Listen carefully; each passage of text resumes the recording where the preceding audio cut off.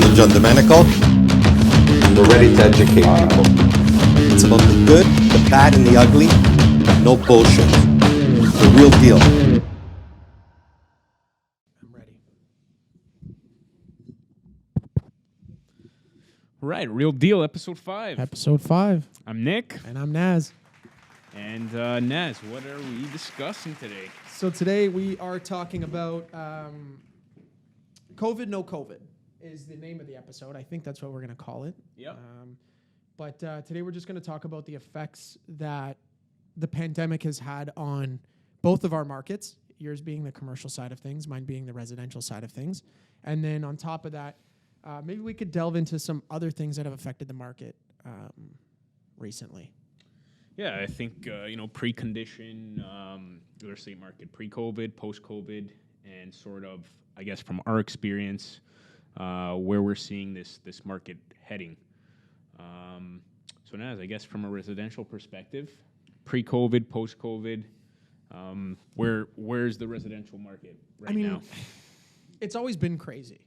It's not like it stopped being crazy. It was busy beforehand. I think what a lot of people thought was going to happen was COVID was going to kind of settle the market down a little bit, maybe put like the fear of God into people about buying. People thought like interest rates were going to go up, things of that nature. What ended up happening was we had a lull for like a month, 2 months. Yeah. And then it just took off. It took off like a bat out of hell, and it hasn't stopped. I think February to March this year, we saw appreciation of 5% a week. Wow. 20% in the month of February. That's insane, man. Usually, I think on average, the average appreciation over the last 30 years has been about 7% a year. So we're seeing 20%, almost 3 times that in a month. Now what I see happening is because they've raised interest rates, what I'm seeing is a little bit of a slowdown. I think people are getting scared. Whether that'll stay or not, I don't know. But I do see people getting a little bit scared. We're seeing more price changes versus sold listings. We're seeing, a lot of things go past offer dates. So if my offer date's 7 days, 10 days, I'm seeing, 10, 11-day listings, which is a big thing too, right? Because people aren't getting what they want. And that eventually will affect pricing. I think sellers will become a little bit more realistic. And if I sell low, you're going to sell low because we have no choice, right? Yeah. And what's sort of driving the market right now? Is it low supply? Is there a lot of demand out there? Both. So there's huge demand, right? There's a lot of buyers, and there's not a lot of people that want to sell. So that low supply obviously is creating much more demand, and it's creating competition over buyers, right? I know the government said they were going to implement all kinds of things. We'll see if they're full of shit or not. But I know they wanted to implement, to eliminate blind bidding and things of that nature. We'll see if that works, if it even gets implemented. I mean, I get the government wants to slow things down. I think the government more wants to slow things down for popularity more so than anything else, because the more people purchase, the higher purchase prices, the more you're paying in land transfer tax. Like that all goes to the government anyway, right? So we'll see what happens. I think a lot of what they say is crap.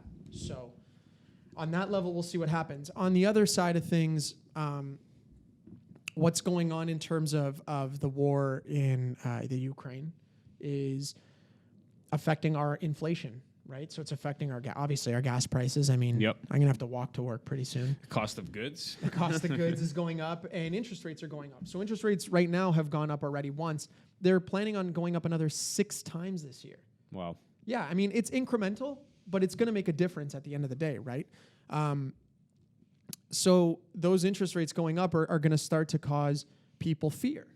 And because everything else is going up, but income isn't going up, people have less and less to spend on real estate, right? So And, do you think, there's a lot of speculators out there, the market's going to crash. Yeah. Is that No. something you foresee happening? No fucking chance. No way. How can it? Listen, here's the thing, right? I mean, you can look anywhere you want. You can look at 2 things, actually. You can look anywhere you want. But before I talk about that, even myself, anybody who tells you, I know this and this and this about what's going to happen is full of shit, because nobody knows, right? Like, that's like saying you knew COVID was coming and you knew what it was going to do to the market, and bullshit. You know what I mean? Like, you don't know. Nobody knows. So in that regard, no, I don't know what's going to happen. Could it crash? Yeah, of course it could crash. Anything could crash, right? The stock market could take a tumble tomorrow. Then what? But in regards to the likelihood of it crashing, I don't think so. Even in years where we've had market crashes or market recessions, like 2008 is a good example. On average, we've still been showing 7%, 5 to 7% appreciation year over year. So that should say something, right? The other side of that is the cost to build is going up. Yeah. Right? But that doesn't mean builders are going to take less money. Do you know what I'm saying? So I think what a lot of people need to understand about builders is builders are really, really wealthy. They don't need to sell houses. They sell houses because they like money. They don't need to do it, right? They can sit on land. They have that capability. They're not like regular people like you and I, that, you know, there can be a need to sell. They can carry land and they can carry property forever. They don't care. Appreciates. Yeah, they don't care. Well, let's sit on it. Who gives a shit? Yeah. Right? So right now, I'm a lumber provider. So let's say this is a sheet of plywood. I'm charging you $130 or whatever it is for this sheet of plywood. I used to charge you $60. Now I'm charging you $130, and you're paying. What in the world makes people think that lumber companies are just going to go, okay, for you, I'll charge you $60 again? Are people on drugs? Like, why would I go back? It's the same thing with HST. So HST was supposed to come around for a little bit. We're going to bounce back. We'll take it off. We're still paying HST. It's not going to go anywhere because people get used to paying it. So why would it go away? Same thing with builder prices. You think builders are going to lower their price? Builders don't care. Their people are paying. So the only thing that could happen, do they lower a little bit? Sure. But you think builders are going to go back to charging you, instead of 1.6 for a townhouse in Vaughan, they're going to go back to charging you $700, $800? Good luck. You think they're going to take an $800,000 hit for you? Come on. Like, you got to be realistic a little bit. And you know what I mean? Understandable. I think there still are those people out there who really do think that. And especially, during COVID, I guess people would have made the assumption that everything would have went opposite. Yep. People, that was the plan. People losing their jobs, less people working. Mm-hmm. Just the way things were headed from an economic standpoint. But the residential real estate market has just been on a increase. But that's because money became free. Clarify that, Naz. Lenders' money became free. It became, You're right. the Bank of Canada's interest rates were less than 1%. They were negative. They were almost negative. They were like 0.25%. So we were getting mortgages for less than 1%. Variable mortgages was like 0.75%. That's free money. I'm buying a house. You're right. With low free interest money. rates. Yeah. So yeah, no kidding. So although banks and everybody, they did it to save our economy, right? Small businesses were closing. They still are. A lot of them are taking, and a lot of them have closed, have taken a huge financial hit, which sucks, right? It's ruining a lot of people's lives. I'm not saying that everybody has come out unscathed through the pandemic. It's really, really damaged a lot of people. But a lot of people have benefited, right? A lot of people have purchased through COVID and benefited big time on the low interest rates. So now that interest rates are going up, you're locked in a 5-year fixed. Okay, great, right? So I think people were worried, but if you kind of looked at a lot of the signs, I don't think you could have seen this coming, but I think maybe more people would have bought if they would have looked at the signs, like if they would have saw interest rates coming like getting lower and inventory becoming less and less. I think a lot more people would have bought, but in turn that would have just started this market earlier than it did. So I think this market was an inevitability looking back, right? How did the commercial side of things come out? Yeah, I mean, commercial. I think some. With respect to commercial assets, office, retail, industrial, I think some assets, during the pandemic were much better than others for sure. with industrial sort of booming through the pandemic. Yeah. Primarily due to a couple factors. One being the change of businesses going to a more e-commerce platform. That involves them, to have more warehouses, fulfillment centers. Yep. And there is little to no Inventory. little to no supply. Yeah. And these massive industrial complexes cannot be built fast enough. No, it's and, true. And that's sort of, one of the main things that I've noticed, at least, sort of driving industrial through the roof. Yeah. But not only from a leasing perspective, but also from a sale perspective as well. Yeah. What's the like, for example, in I don't know, I can't tell you the whole GTA because I know prices vary depending on where you are. But what's the average price per square? So maybe we should explain to people that you value commercial real estate at price per square foot. So what's the price per square foot now versus pre-COVID, I guess? Yeah, I mean, what we're seeing now is, the range that we're seeing, I think, is generally 400 to 600 a square foot, depending on the building. That's crazy. Age, features. Crazy. Those are crazy numbers. Yeah, it's Those crazy. are condo numbers. Yeah, it's crazy. Old condo numbers, but yeah. And I think pre-pandemic, 200 to 300 a square foot. That's crazy. So that's nuts. Double. And it doubled. And 2 years' time, that it's doubling is crazy. Absolutely. But industrial again, that's sort of been sort of on an uptrend and still is. Do you see it going anywhere? I think honestly, just the demand out there is still crazy, and I don't think it might stabilize.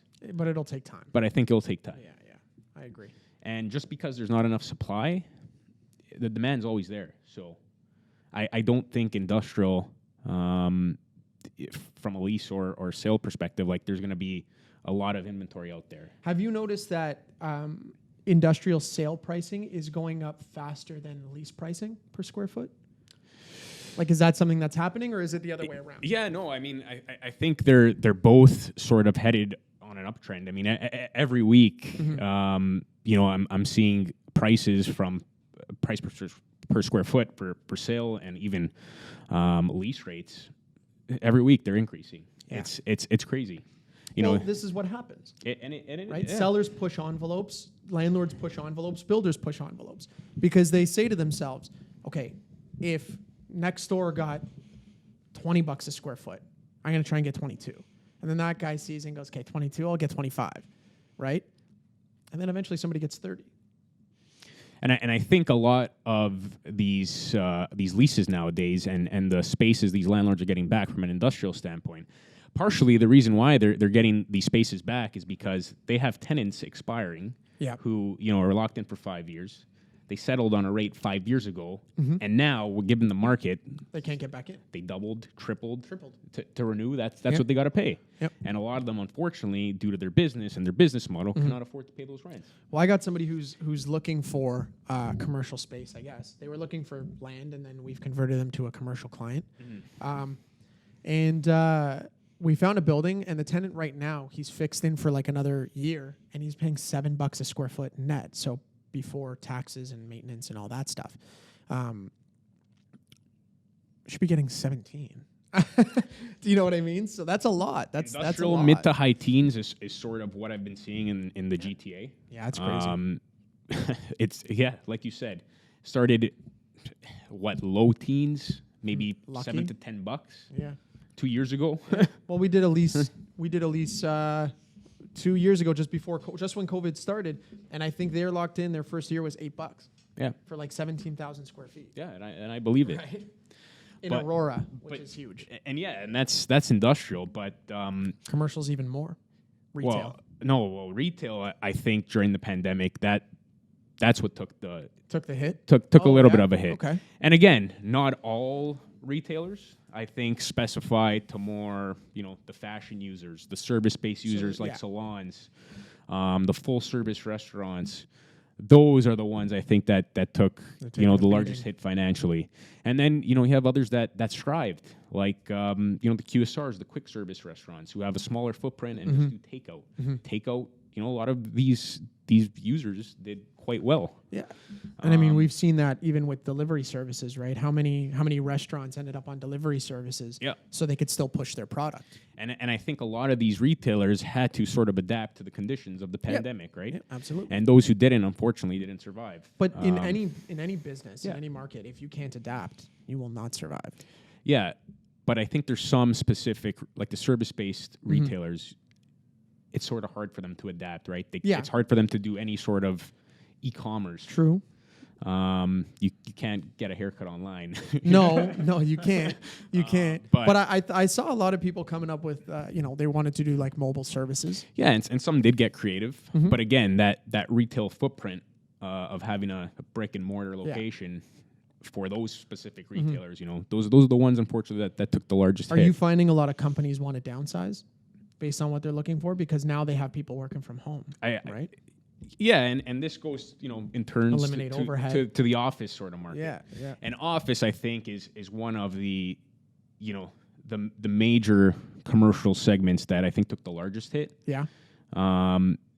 Just because, the working from home allowed, I guess, a lot of these companies to not need as much space anymore. It showed them a different side of things. And I think given the way things are going right now, working from home, it's inevitable. All these companies are starting to do it or implement it. Yeah. It's low overhead. And it is low overhead. It's low overhead. And these companies don't need these larger spaces anymore, or some eliminate office altogether. Yeah. Now what we're seeing though is office is coming back into play slowly. I don't think, based on what I'm seeing, it's going to recover fully to what it was. I mean, there's already these office towers, these office developers and office landlords already looking at converting some office to condos. Yeah. And, even the retail where these office, basically the retail that relies on these office buildings, especially in the financial core downtown, those retailers are taking a beating, taking a hit because they rely on the office traffic, right? So it's all in turn. They all sort of correlate with each other, right? But overall, I would say the overall winner of the pandemic in terms of commercial is industrial. They're taking they're skipping all the way to the bank. Yeah. And. Which I mean, good for them. Yeah, no, and retail now it is coming back to life for sure. Yep.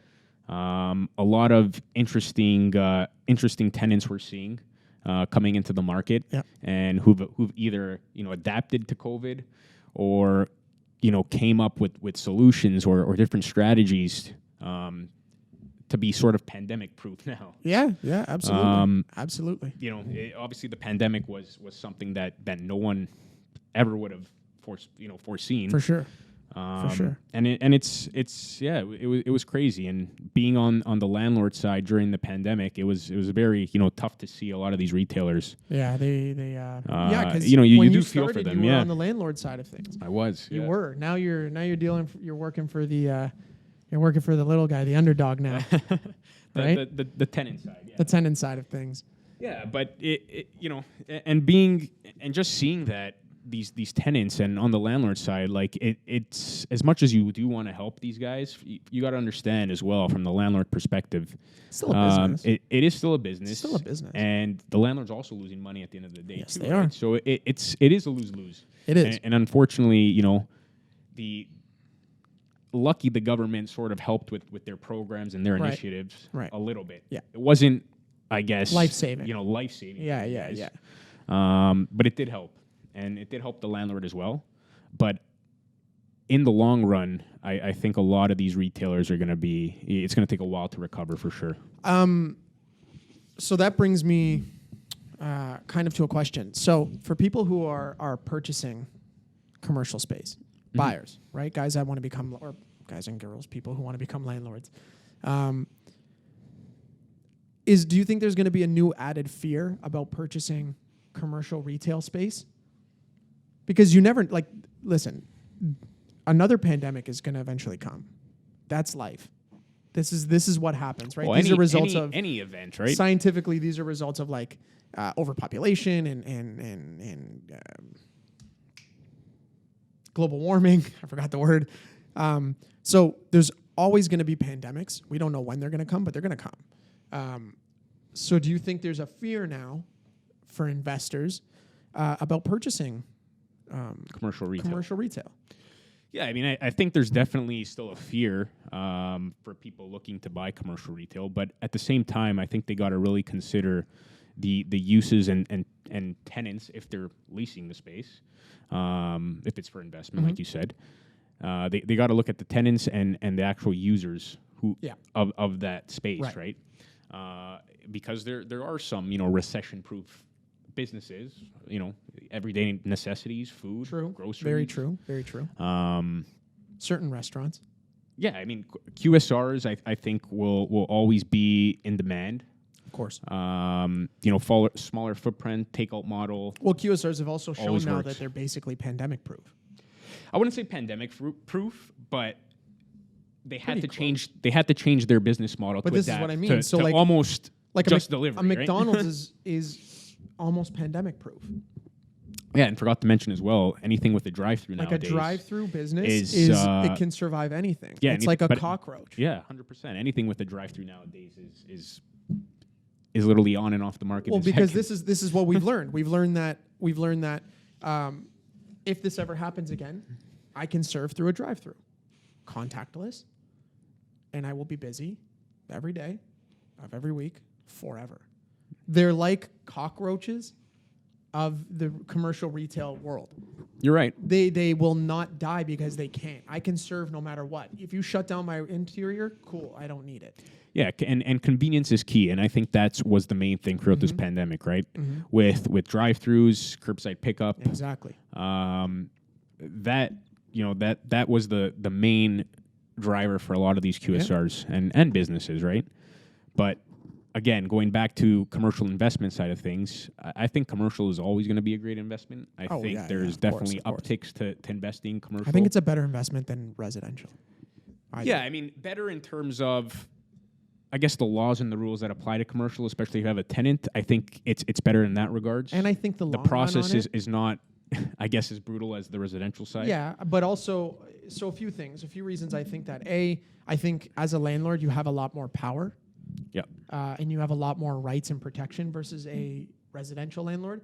But also, most tenant deals, most times that you're leasing out to somebody, it's the terms or the length of period that you're renting out for is 5-10 years. So anything that could be a pandemic or something like that, it allows you time to ride the wave to recovery, right? Versus residential, where every year there's a fear about, okay, am I going to lease it out? Is it the same amount of money? Do you know what I mean? So versus if I know you're locked in and I know your rent is standard going up every year because it's in our lease already, I'm chilling. Especially on an industrial side of things where the businesses didn't close down, right?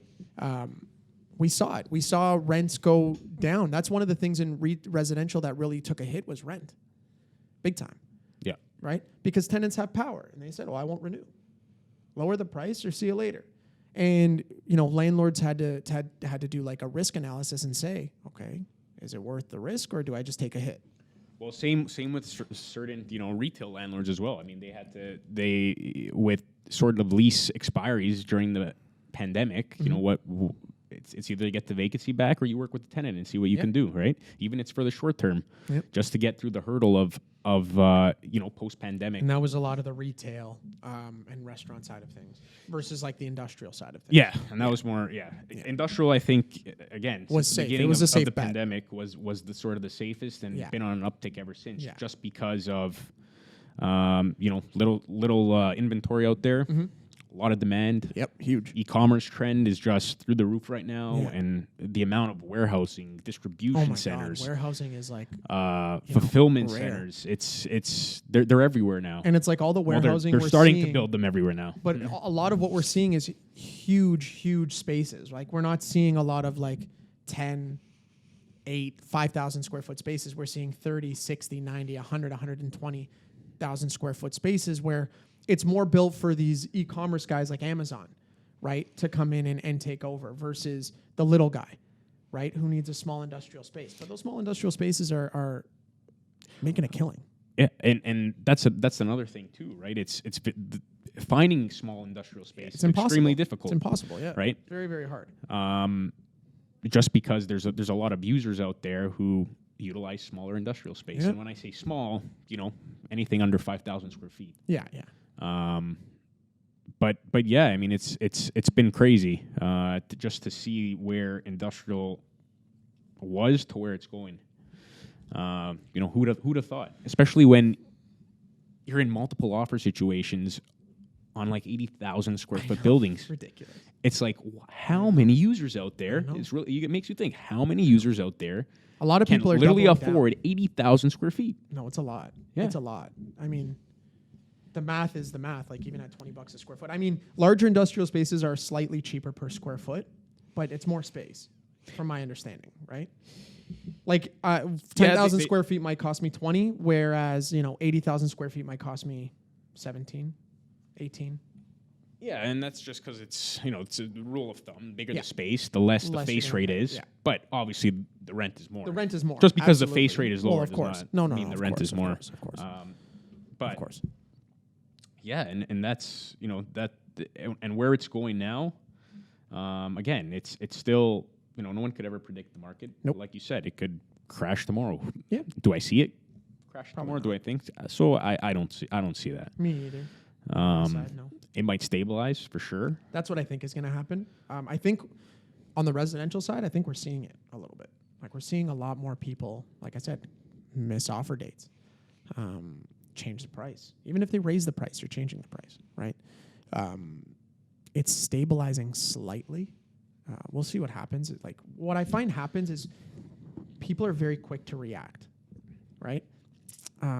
People are very, very emotional about real estate in general, whether it's commercial or residential. And I find that interest rates went up, 0.25%. And people were like, well, not buying now. Yeah. Wait, right? Will people get used to it and then prices maybe go back up? Maybe. I mean, we're still seeing multiple offers on certain properties. Like 2 weeks ago, I put an offer in on a property in Collingwood, and it was listed at 1.5. It sold for 1.8. 1.815 or whatever. That's like Wow. $315,000 over list. That's crazy, right? So I don't listen. I don't know, man. So just for residential, Naz, and people looking to, I guess, invest and wondering when is the right time or Now, I mean, why wait? I have a saying I live by in a lot of things in life, and it's the devil you know is a lot better than the devil you don't. And I think a lot of people just they don't they don't understand the market, or maybe they want to get into the market, but again, timing there's that fear. Yeah. No, Right? I mean, listen, a few things need to happen in order for you to have a successful transaction. You got to be ready, and when I mean ready, you got to be ready, right? You need a good broker, mortgage broker, who can help you navigate like where's the best place to be. Like we had Gary on here. Yeah, Gary. Fuchs, sorry. Gary Fuchs. We had Gary on here, and he has that co-equity program, right? So if you don't have 20% down, he's still got your back. Like having a good broker is going to make a difference in your purchase. And then having a great realtor listen, I know that sounds like shit because I am one, but having a great realtor who can give you the proper advice and guide you where you need to be is going to make your experience a lot better. I think. And if you're an investor or somebody looking to purchase and you're worried about the market, go buy pre-construction. Go buy something that's not built yet. Let it ride it out 3 years, 5 years, 6 years, whatever it is. On a condo, you're 5 to 6 years. On a town detached, you're 3 years. And ride it out. Yeah. Ride it out. If you don't like it, if you don't like where it's going, you can always assign it. Worst case scenario, you get out for what you paid for it. Best case scenario, you make a profit. But that is like a fundamental key for investors. I think if you're an end user, listen, suck it up. Suck it up. The market's going to go up. Like most people live in their properties for 5 to 10 years. It's very rare you find people that move every year. So deal with it. Because in 5 years, I know it's expensive now, but in 5 years, you're going to be going, thank God we bought 5 years ago. Yeah. Right? So I bought 2 years ago. I'm looking back now. At that time, I was sweating to buy. And I'm looking back now going, fuck, thank God I bought 2 years ago. Do you know what I mean? So you don't know. So something your dad told me, I used to break your dad's back with questions about purchasing. I used to call him, hey, do you think this is a good deal? Hey, do you think this is a good deal? And finally he sat me down and he said, listen, I'm going to give you a piece of advice. Doesn't matter what you buy. Doesn't matter where you buy it. Get into the market, especially as a first-time home buyer. Get into the market because everything else will work itself out. Yeah. Prices are going to go up eventually. So get into the market and you'll be happy you did. Thank God he gave me that advice. And, other people were telling us, just do it. So we did it. Thank God we did. Because it benefited us, right? I mean, if we would have had to buy now, we wouldn't be able to buy. Put it that way. We just wouldn't be. It's ridiculous. So, that's on the residential side of things. Yeah, go buy now. Don't wait. What are you waiting for? No, and I agree 100%. I mean, even for commercial investments. I mean, yeah, commercial right now it's crazy. But again, you don't know. Yeah. Where's that going to be in months from now, a year from now, 2 years from now, 10 years from now? And what bothers me too a little bit is when people say, "Well, I'm waiting for the market to crash." Okay, right. But for the market to crash, interest rates have to go up. So if interest rates go up, you can't afford what you can afford now anyways. So you're never going to get into the market So you're never going to get into the market because if now, let's say I can afford $1 million now, right? And the market crashes. Okay, you can no longer afford $1 million. Do you see what I'm saying? Yeah. So for the market to crash, one of two things need to happen. Everybody has to sell their property. Everybody, right? In which case then there's just going to be a bunch of buyers, so it's the same thing. Or interest rates need to go up. With the way inflation's going, interest rates are going to go up because that's how they control inflation, right? They balance it out with interest rates. So good luck. Good luck. Once that interest rate hits 3%, for those people out there that have qualified for $1 million mortgage right now, when that interest rate hits 3%, you ain't qualifying for $1 million. Sorry. That's it. Yeah. That's it. And that's with 20% down, So that's the long and short of it. So don't wait because one day that you're going to wake up, the market's going to be on an all-time low and you're not going to be able to get in for what you want because it's all relative. It's all relative. So the market's expensive now, but money's free. So the market drops, money becomes very expensive. Yeah. Right? That's on our side of things. I don't know if your side's the same, yeah. but it's all correlated, right? Yeah. No, Don't wait, man. 100%. Don't wait. And going back to pre-con, just for our listeners here, we are going to have sort of, I guess, our own segment on just pre-con itself. Yeah. Just to give everyone more of an understanding of what that is and sort of what that entails. Are we going to have El Capitan on? We're going to have El Capitano on. Yeah, he's going to come on. Mr. Ferngy himself. Okay. Yeah. Who's been doing pre-con for a very long time. Forever. And longer than we've been alive. Yeah. Literally longer than we've been alive. And we'll even have sort of a Q&A after where anyone could sort of comment on any questions they may have. Yeah. What I think we should do, maybe when this episode comes out, is we'll have like a Q&A that goes out on Instagram and stuff. Yeah. And that way people can type in their questions and we can have them answered for Fern, by Fern. Ask Fern G. Ask Fern G. Ask Fern G. That's what that's a good, okay. But yeah, I don't know, man. I think, like we said, the devil you know is better than the devil you don't. So don't just deal with the market you have, man. That's it. It's a risk you're aware of. I mean, but even based on the past, how many years now? I mean, real estate's been appreciating. It's the way it's been going. It's the trend. Is it going to crash? Are we going to go into another recession? Yeah. So what if it does? Yeah, exactly. What if it does? It's like any industry, though. Unless you have to sell, you're going to be fine. Yeah. Right? And real estate to crash, like crash, where like, you can't get out for what you bought for, like it has to completely fall off the face of the earth.